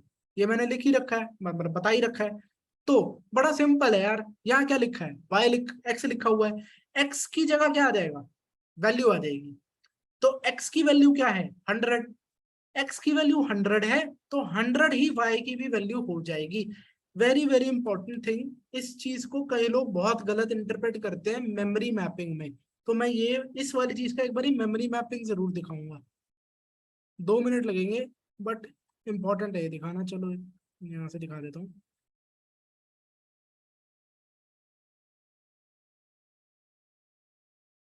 तो इसमें ना क्या है कि मान लो कि 4 बाइट आपके एक्स ने ले रखे थे, क्योंकि वो इंटीजर है तो वो 4 बाइट ही लेता है, ठीक है। तो मैं मान लेता हूं कि यार ये 4 बाइट आपके ले रखे थे एक्स ने, ठीक है, और उसमें कुछ भी वैल्यू थी, 100 वैल्यू थी, तो यहाँ पर 4 बाइट में 100 आपका स्टोर हो रखा होगा, ठीक है। जब मैंने यहाँ लिखा ना int y is equal to x, इसका मतलब ये नहीं है कि मैं मेमोरी लोकेशन में सेम लोकेशन की बात कर रहा हूँ कि भैया जो x जहां मतलब बेसिकली जो x मेमोरी लोकेशन है वही y भी हो जाए, मतलब कि सेम मेमोरी लोकेशन का नाम x भी था उसी का नाम y भी पड़ जाए। इसका मतलब ये नहीं है, इसका मतलब ये नहीं है, इसको इससे कंफ्यूज मत करना। इसका सिंपल मतलब ये है कि जो x की वैल्यू थी वो y में असाइन हो जाएगी, यानी कि कोई और 4 बाइट अक्वायर होगी जहां पर सेम डेटा स्टोर होगा पर वो y है, ठीक है। तो कंफ्यूजन तो नहीं रहेगी ना, आप कभी कंफ्यूज तो नहीं होगे ना इस चीज में कभी।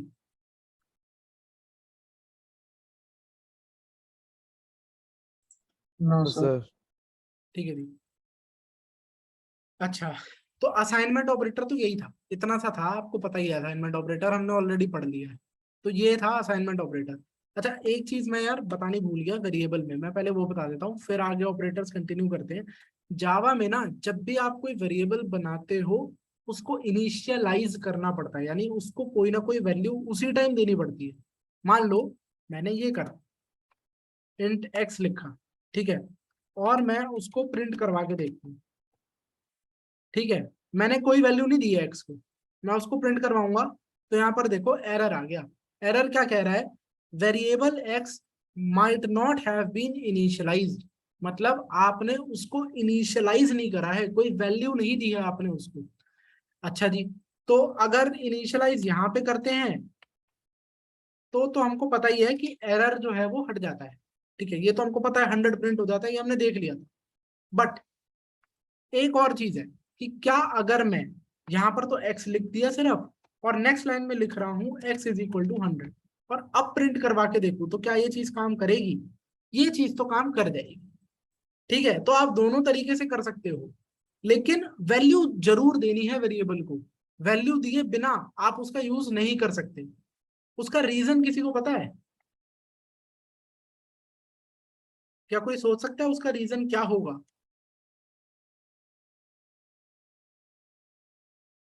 थोड़ा सा दिमाग लगाओ, सोचो।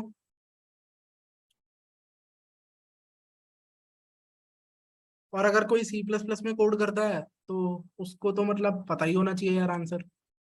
देन गार्बेज वैल्यू मिल जाती है ना सी प्लस हाँ प्लस। बिल्कुल ठीक है। तो सी प्लस प्लस में क्या होता है ना, सी प्लस प्लस में ऐसा कुछ रूल नहीं होता। अगर आप इंट एक्स करवा के डायरेक्टली प्रिंट करवा देते हो ना, मैं सी आउट वगैरह नहीं बता रहा, जो भी है वहां पे प्रिंट कराने का तरीका, तो क्या होता है एक्चुअली में, होता यही है।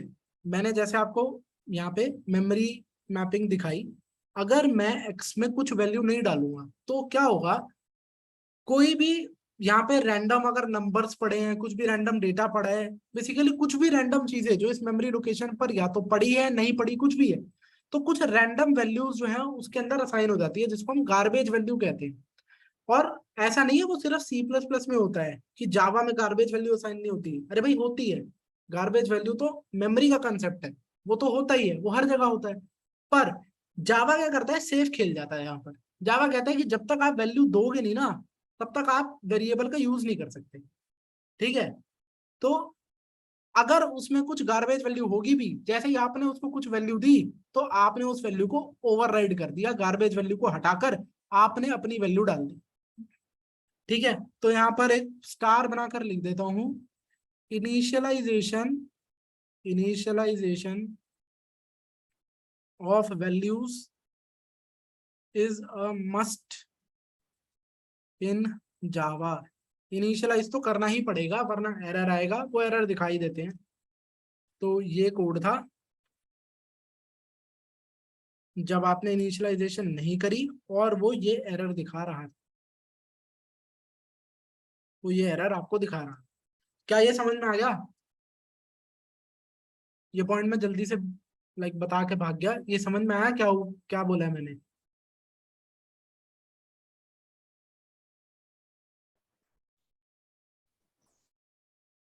Yes sir. कोई और भी बोल दो।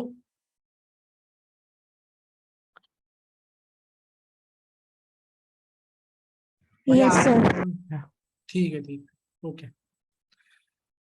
तो अब हम चलते हैं वापस, ऑपरेटर्स कर रहे थे हम। तो ऑपरेटर में एक ऑपरेटर तो आपको आता है, आ गया है, असाइनमेंट ऑपरेटर। ठीक है, नेक्स्ट आते हैं एरिथमेटिक ऑपरेटर्स। तो एरिथमेटिक ऑपरेटर क्या होते हैं? प्लस माइनस मल्टीप्लाई डिवाइड, जो बेसिक ऑपरेटर होते हैं वो, उनको हम एरिथमेटिक ऑपरेटर्स कहते हैं। अच्छा, एक चीज बता देता हूँ पहले से ही, बिटवाइज ऑपरेटर वगैरह अभी हम जो मतलब आएंगे अभी आगे, मैं सारे ऑपरेटर्स कवर नहीं करवा रहा, मैं वही करवा रहा हूँ जिनकी हमको जरूरत है। एरिथमेटिक ऑपरेटर्स अभी हम करेंगे, उनकी हमको जरूरत है। बिटवाइज ऑपरेटर आप बिट मैनिपुलेशन में पढ़ोगे, वो मैं नहीं कराऊंगा। ठीक है, उसके अलावा जो हमारे यूनरी ऑपरेटर है वो तो अभी हम कवर अप करेंगे ही। यूनरी ऑपरेटर, कंपैरिजन, इक्वालिटी वगैरह वो सारे कवर अप करेंगे। बस एक मैं बिट वाइज और शिफ्ट ऑपरेटर्स कवर नहीं करवाऊंगा, ठीक है ना? बाकी सारे कवर अप करवा रहा हूँ। तो अगर मतलब जब भी बाद में अर्चित पढ़ाएगा तो वो पढ़ाएगा ही, वैसे तो लाइक बिट मैनिपुलेशन में वो ऑपरेटर्स पढ़ाए जाते हैं, वो पढ़ाएगा ही। अगर बाई चांस वो स्किप कर रहा हो तो उसको बोल देना कि हमने नहीं पढ़ रखे ये वाले ऑपरेटर, ठीक है? ओके जी, अरिथमेटिक ऑपरेटर्स। तो सबसे पहले आता है प्लस। प्लस क्या करेगा? दो वैल्यूज को प्लस करेगा। यार अब ये तो मेरे को लाइक ऑब्वियसली समझाने की जरूरत नहीं होनी चाहिए। प्लस माइनस मल्टीप्लाई को यहाँ पर एस्टरिस्क या स्टार, जो भी आप कहना चाहो, ये होता है। डिवाइड के लिए यार ये होता है, which is basically forward slash. ठीक है, फॉरवर्ड स्लैश डिवाइड के लिए यूज किया जाता है। अच्छा, plus minus multiply divide, and एक और होता है मॉडुलस। ठीक है, तो नाम लिख देता हूं मैं, दिस इज प्लस, ठीक है, दिस इज माइनस, ये है मल्टीप्लाई, ये है डिवाइड, और ये है मॉडुलस। तो इनमें सिर्फ हमको इन दोनों में मेनली फोकस करना पड़ेगा, बाकी तो सब कुछ सिंपल है। ठीक है, तो जल्दी से करके दिखाता हूँ आपको। इतना भी सिंपल नहीं है, मतलब देख लेते हैं क्या है। मान लो मैं x को ले रहा हूँ 10 ले लेता हूँ, और y को ले लेता हूँ 30। ठीक है, तो प्लस करके दिखा देता हूँ, एक वेरिएबल रिजल्टेंट बना लेता हूँ जिसके अंदर स्टोर कर लेता हूँ x प्लस वाई, और प्रिंट करवा के देख लेता हूँ। तो क्या यहाँ पे क्या आंसर आना चाहिए? रिजल्टेंट प्रिंट करवा रहा हूँ, क्या आ जाना चाहिए? 40। क्यों आ रहा है? क्योंकि x की जगह 10 आ जाएगा, y की जगह 30 आ जाएगा, और प्लस ऑपरेटर मतलब जावा में समझता है कि उसको लेफ्ट वाली वैल्यू और राइट वाली वैल्यू को ऐड करना है। ठीक है, सिंपल, जैसा अभी हमने देखा कि वेरिएबल की जगह उसके वैल्यू आ जाती है, बहुत सिंपल है। तो 40 आ गया आंसर। अगर मैं माइनस करवाना चाहूँ तो माइनस भी हो जाएगा। एक ही में दिखा दूं क्या, इसी में चेंजेस कर दूं, या अलग अलग करूं? जैसा आप लोग बोलो। सर इसी में कर दो। हाँ, इसी में सर कर इसी दूं। में कर दो, इतना बेसिक है। हाँ ठीक है, तो यार फिर इसके ना स्क्रीनशॉट भी अलग अलग नहीं लगाता मैं, एक ही बार लगा देंगे। ठीक है, तो अगर माइनस करेंगे तो ऑब्वियस सी बात है कि वैल्यूज आएगी 10 minus 30 which is equal to -20। यहाँ पर आपका -20 आ गया।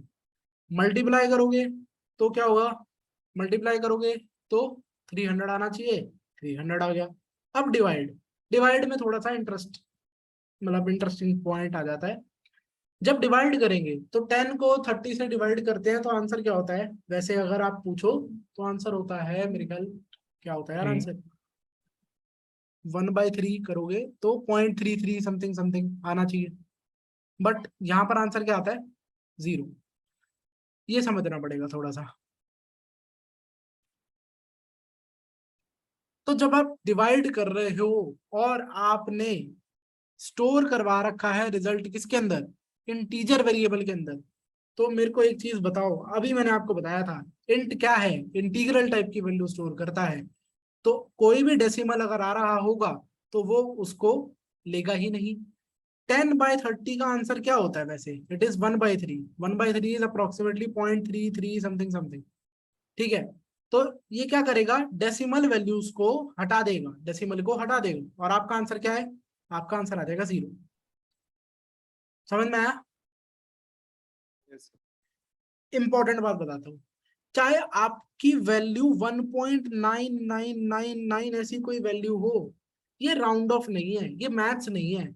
अगर आप इसको इंट के अंदर स्टोर करते हो, मतलब ऑब्वियसली डायरेक्टली इस वैल्यू को स्टोर नहीं कर पाओगे जो भी है, मेरा कहने का मतलब ये है, अगर ये इंटीजर में कन्वर्ट होती है तो ये राउंड ऑफ नहीं होता कि 2 में कन्वर्ट हो जाएगी ये वैल्यू, बस डेसिमल हट जाता है, डेसिमल और उसके आगे की चीजें ट्रंकेट हो जाती है, हट जाती है।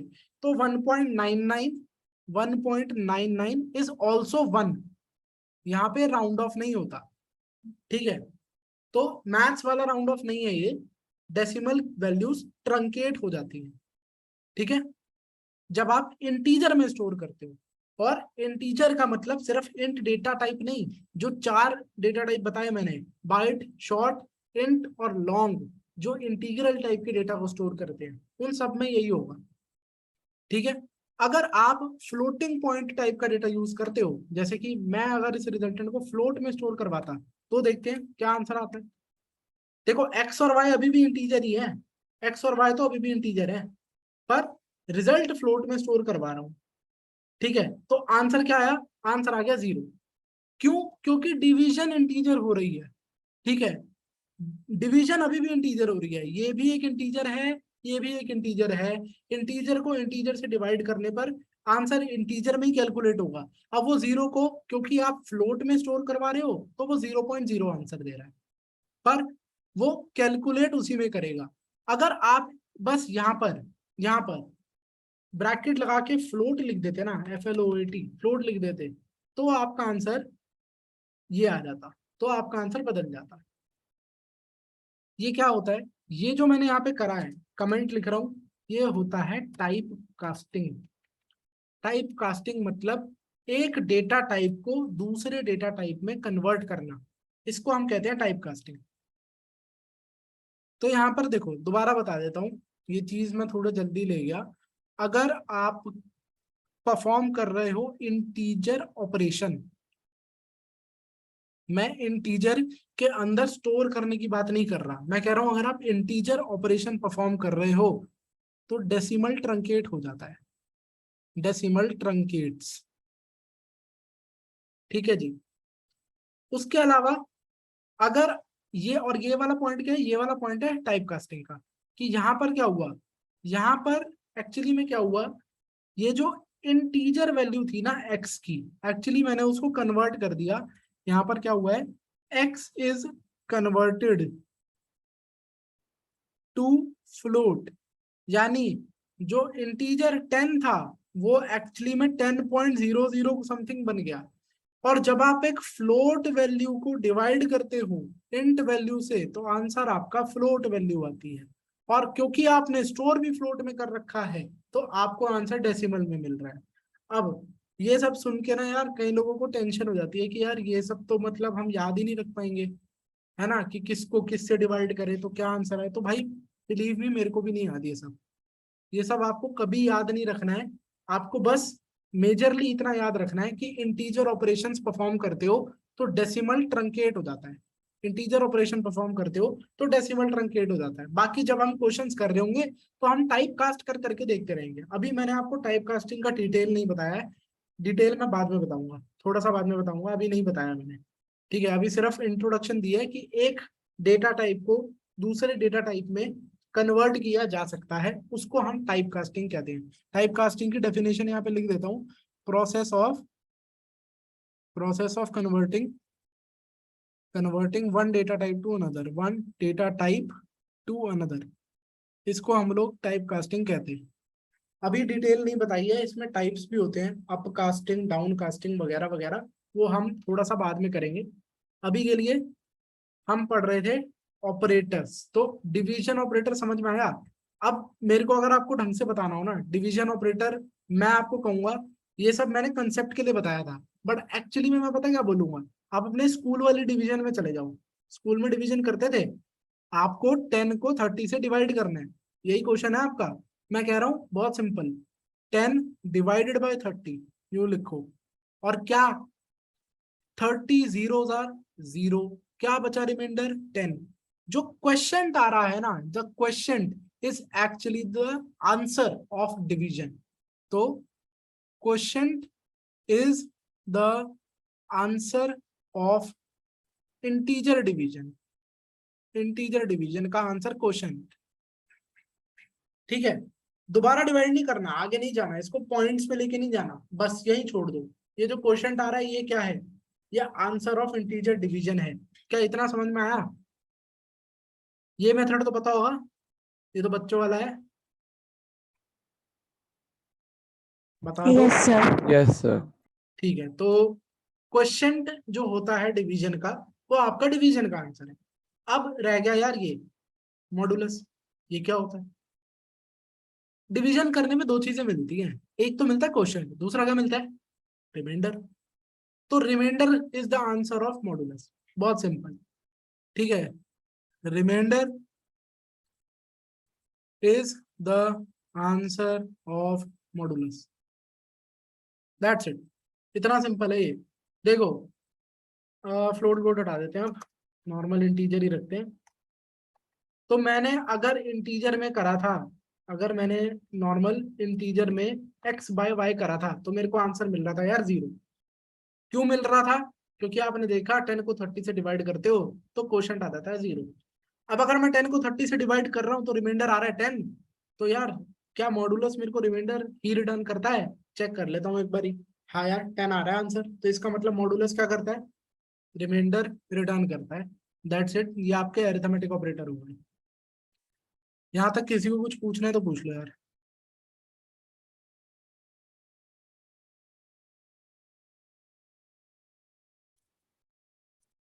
पूछना है या आगे बढ़ूं?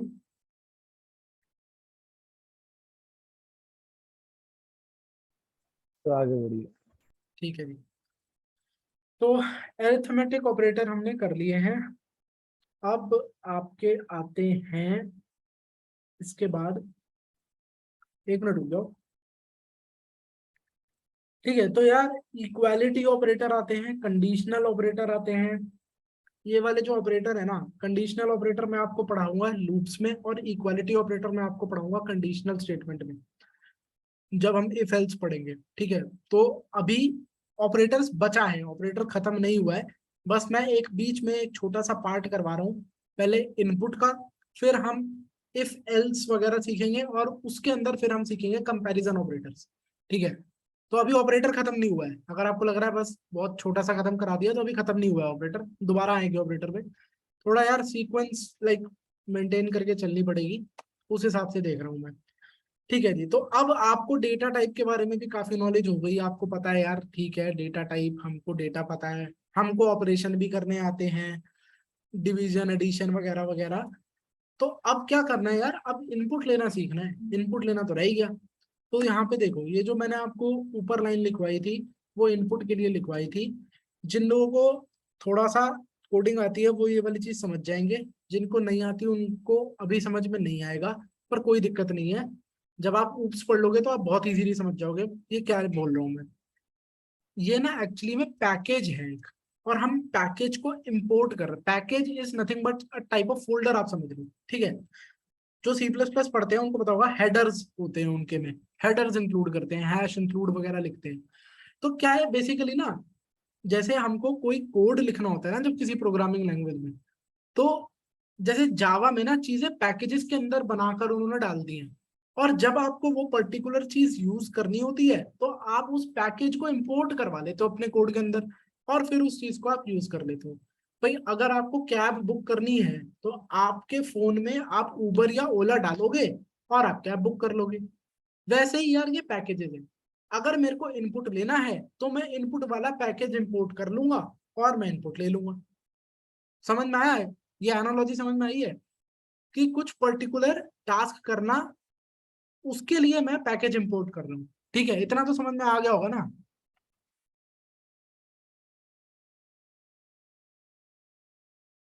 आ यस गया सर। ना? Yes sir, yes sir. ठीक है, तो यार अब मैं आपको बता रहा हूँ, ये कोड यार कॉपी कर लो अभी साथ साथ, अगर कर रहे हो कोड तो जो लिख रहा हूँ वो एज इट इज कॉपी करना है अभी। ठीक है, तो ये होता है यार स्कैनर, जिसको हम जावा में इनपुट लेने के लिए यूज करते हैं। जावा में इनपुट लेने के और भी बहुत सारे तरीके हैं। आप लोगों ने अगर कभी वेब कोडिंग वगैरह की वेबसाइट देखी है, कोई भी जीएफजी की वेबसाइट देखी है, वहां पे आपने देखा होगा बफर्ड रीडर वगैरह वगैरह, पता नहीं क्या क्या।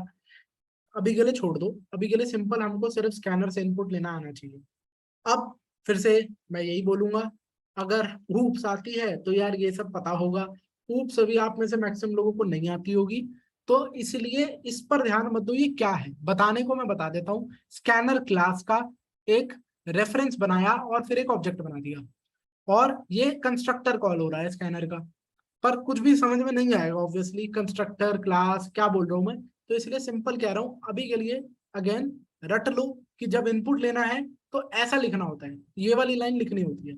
अच्छा, ये जो SCN लिखा है इसकी जगह आप कुछ भी लिख सकते हो, ये वेरिएबल का नेम है। ऐसे मैंने बोला था ना, वेरिएबल का कुछ भी नेम दे सकते हो। हमने अपने वेरिएबल का नेम x दिया था, हमने अपने वेरिएबल का नेम x दिया था, y दिया था।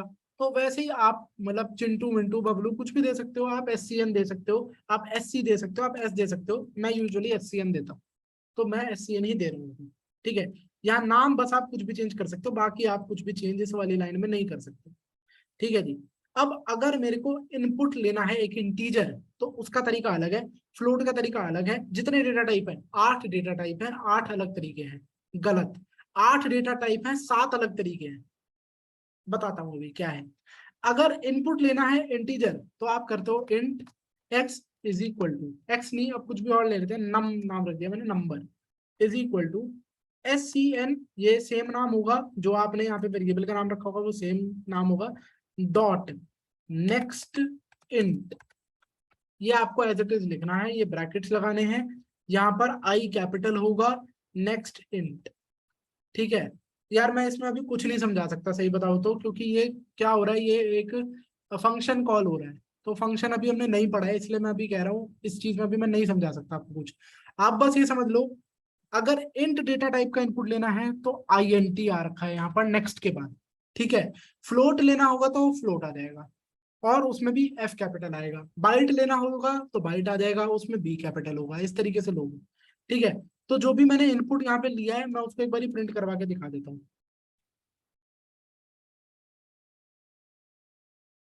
ठीक है, तो अब यार इस वाली विंडो का भी यूज करेंगे फाइनली। तो जो भी आपको इनपुट लेना है, आप इस वाली विंडो के अंदर लिख देना। मैं यहाँ पर 10 दे रहा हूँ इनपुट, और मैं रन करता हूँ कोड, तो यहाँ पर 10 प्रिंट हो गया। अच्छा, पहले भी 10 दे रखा था, कुछ और दे देते हैं।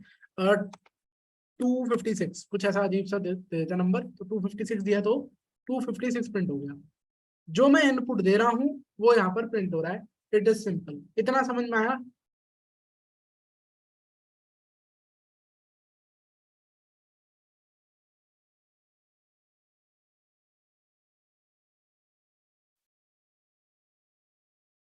आ गया समझ? Yes sir. सर ठीक है जी। इसके बाद फ्लोट इनपुट लेना है, तो फ्लोट भी लेके दिखा देता हूँ एक बारी। FLOAT, अरे यार सॉरी, फ्लोट एफ, एफ लो, वेरिएबल का नाम एफ ही ले लेते हैं अभी। Is equal to scanner dot next, क्योंकि फ्लोट इनपुट लेना है तो FLOAT लिख दोगे आप, और फ्लोट आप इनपुट ले लोगे। ठीक है जी, वही सेम चीज, क्योंकि इंट में आई कैपिटल था, फ्लोट का F कैपिटल है। ये कैमल केसिंग होती है। कैमल केसिंग मतलब अगर दो वर्ड्स हैं नाम में, तो पहले वर्ड की स्टार्टिंग जो है वो तो नॉर्मल मतलब स्मॉल लेटर से ही होगी। उसके बाद जितने भी वर्ड स्टार्ट होते हैं वो कैपिटल, उनका फर्स्ट कैरेक्टर कैपिटल होता है। जैसे यहाँ पर F कैपिटल है, इसके बाद अगर कुछ इंट लिखना होता तो इंट ऐसे लिखता है। ये कैमल केसिंग होती है। और जावा में वेरिएबल्स का नाम रखने के लिए, आगे हम फंक्शंस पढ़ेंगे, फंक्शंस का नाम रखने के लिए, सबके लिए कैमल केसिंग ही यूज करी जाती है। ओके, तो यहाँ पर हमने एक फ्लोट इनपुट ले लिया, और उसको भी मैं प्रिंट करवा के दिखा देता हूँ। Print line float. अच्छा जी, तो यहाँ पर 10.987 यहाँ पे करते हैं रन, और यहाँ पर आपका आउटपुट आ गया। सिंपल है, सब में ऐसे चल जाएगा। जितने भी डेटा टाइप है सब में ट्राई कर लेना, ये चीज सब में चल जाएगी। बता रहा हूँ अभी किस में नहीं चलेगी वो बता देता हूँ। ओके, तो ये इस तरीके से चल जाएगा। अच्छा, मैं ये कह रहा था, एक अगर मैं इनपुट तो इंटीजर ले रहा हूँ, इनपुट ले रहा हूँ इंटीजर, पर मैं फ्लोट एंटर करूँ, वैल्यू एंटर कर रहा हूँ फ्लोट, भाई डेटा टाइप इंटीजर यूज करा है, यहाँ पर इनपुट भी क्या लिया है, इंटीजर लिया है, पर वैल्यू फ्लोट इनपुट दे रहा हूँ, क्या दे पाऊंगा? रन करके देखूं क्या आ रहा है, इनपुट मिसमैच एक्सेप्शन। आपका इनपुट जो है वो मिसमैच हो गया, मतलब आप चाह रहे थे इनपुट इंटीजर लेना और यहां पर आप दे रहे हो एक फ्लोटिंग टाइप की वैल्यू, तो इनपुट का मिसमैच हो गया। ठीक है जी, तो ये चीज ध्यान रखना, ये काम नहीं करती, ये एरर दे देता है। जब आप इनपुट ले रहे थे इंटीजर, इनपुट आप ले रहे थे इंटीजर और आपने डाल दिया फ्लोट, तो यहाँ पर ये वाली गड़बड़ आ जाएगी, इनपुट मिसमैच एक्सेप्शन इसको बोलते हैं। ठीक है, अच्छा, अब ये जो मेथड है नेक्स्ट इंट नेक्स्ट फ्लोट वगैरह जो मैं बता रहा था, ये यार नेक्स्ट कैर टाइप का कोई मेथड नहीं होता, मतलब आप कैरेक्टर इनपुट नहीं ले सकते जावा में इस तरीके से कि आपने करा char C H is equal to scanner dot next char, ये अलाउड नहीं होता है। ये मैं आपको दिखा देता हूँ, एरर आ जाएगा, उससे आप समझ जाओगे कि ये अलाउड नहीं होता। प्रिंट लाइन सी एच, तो आप देख सकते हो यहाँ पे क्या कह रहा है, cannot find the symbol next char, मतलब इस ये कुछ होता ही नहीं है। ठीक है, सो नेक्स्ट कैर नाम की कोई चीज जावा के अंदर नहीं होती। तो कैरेक्टर को फिर इनपुट कैसे लेते हैं, किसी को पता है कैरेक्टर को इनपुट कैसे लेते हैं जावा में? सर उसको नेक्स्ट और फिर ये राउंड ब्रैकेट्स। हाँ, वो स्ट्रिंग के इनपुट लेने का तरीका होता है। तो जब हम स्ट्रिंग पढ़ेंगे, स्ट्रिंग को कैसे इनपुट लेते हैं वो पढ़ेंगे, तो वहां पर मैं आपको बताऊंगा कि कैरेक्टर को एक्चुअली में हम एक स्ट्रिंग इनपुट लेते हैं पहले और उसमें से कैरेक्टर को एक्सट्रैक्ट करते हैं। तो अभी जिनको नहीं पता बिल्कुल मतलब छोड़ दो, टेंशन ना लो, हम तब ये वाली चीज पढ़ेंगे। ठीक है जी, थोड़ा यहाँ दिखा देते हैं। ठीक है, तो basically next char is not a method, next char is not a method, next char नाम से कोई मेथड नहीं होता जावा में। ओके, तो ये भी कर लिया हमने।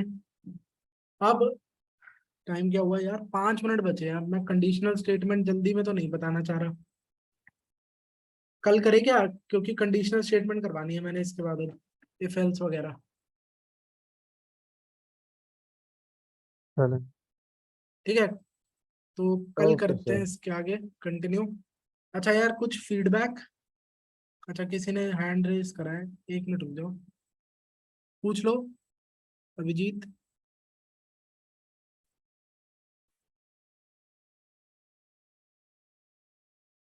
म्यूट का ऑप्शन नहीं है क्या?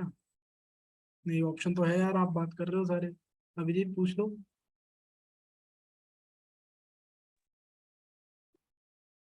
Yeah, it was good actually. ठीक है, सूरज। हाँ, मैंने एक ऑब्जर्व किया था कि जब क्या किसी भी कैरेक्टर में से 0 माइनस करते तो इंटीजर में कन्वर्ट हो जाते, तो कैसे होता है? आ, वो भी यार स्ट्रिंग में पढ़ेंगे। एक एक्चुअली में चीज होती है, एस्काई वैल्यू कहते हैं हम उसको। ठीक है, तो किसी भी स्ट्रिंग, जैसे आप कैरेक्टर्स देख रहे हो, मैंने क्या बोला, कंप्यूटर बाइनरी लैंग्वेज समझता है ना? तो जो कैरेक्टर्स भी आप एंटर कर रहे हो ना, ABCD, वो भी इनपुट, मतलब वो भी कंप्यूटर में ABCD बन के नहीं जा रहे, वो भी 0 1 की फॉर्म में ही जा रहे हैं। ठीक है, तो ये उस पर डिपेंडेंट चीज है, जब मैं स्ट्रिंग पढ़ाऊंगा तो मैं आपको बता दूंगा ये वाली चीज। ठीक है, ओके। और कुछ आसमी? Sir, I actually wanted to clarify my basic doubt. हाँ जी, बोलो। Like I am totally a fresher, so will everything related to Java will be cleared? हाँ हाँ, बिल्कुल सब कुछ बता देंगे। Okay, sir. पर मतलब देखो, ऐसा है ना, ऑन द वे चलेगा, लाइक जब जिस चीज की जरूरत पड़ेगी वो बताया जाएगा। मैंने पहले ही बोला था, ऐसा नहीं होगा कि पूरी जावा पहले पढ़ा दी उसके बाद फिर पूरा डीएसए, साथ साथ चलते रहेंगे। Okay, sir. ओके जी, ठीक है, तो एंड कर रहा हूँ क्लास, नोट्स भेज दूंगा मैं। और किसी को पूछना है कुछ तो पूछ लो यार, अभी है टाइम, 4 मिनट है। सर रिकॉर्डिंग का अपडेट होगी? रिकॉर्डिंग यार आपको ना, मेरे बेसिकली आपको मेल आ जाएगी वीडियोस की, यूट्यूब पर अपलोड करी जाएगी रिकॉर्डिंग, प्राइवेट वीडियो होंगी वो। तो जिन लोगों ने बैच ज्वाइन कर रखा है उन्हीं को मेल आएगी, उन्हीं के पास वो रिकॉर्डिंग जाएगी, और वो लिंक किसी और के लिए काम नहीं करेगा। ठीक है, तो शेयर वेयर मत ही करना यार, मैं तो यही कहूँगा। कल सुबह, अच्छा मैंने बता दिया था पहले भी, दोबारा बता देता हूँ, रिकॉर्डिंग और कोड हमेशा नेक्स्ट डे आ जाया करेंगे। ठीक है, और जो नोट्स हैं वो अभी क्लास ओवर होते ही मैं दे दूंगा।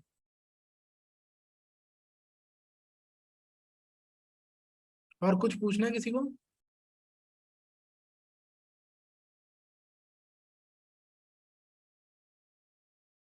No sir, thank you. ठीक है, फिर मैं एंड कर रहा हूँ, कल मिलते हैं।